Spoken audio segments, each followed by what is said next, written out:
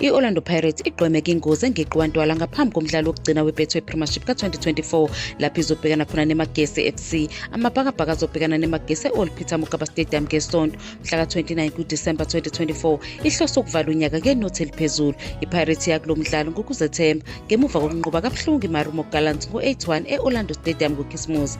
Ukunqoba okumangalisayo ibhekene neGallants kwenza iPirates yahlala ibanga elide embangweni wesicoco isele ngamaphuzu amathathu kuMamelodi Sundowns eqhwakele. iPirates isiqoqa amaphuzu angu-24 kanti ihlezi endaweni yesibili kulokhu isanqoba imidlalo eyisishiyagalombili yaphinde yahlulwa owodwa kweyisishiyagalolunye edlaliwe kule sizini. Nokho iPirates izobe ingenayo umgadli uJehova Mabasa ngemuva kokuthola ikhadi lakhe eliphuzu lesine ngesizini ka-2024-2025.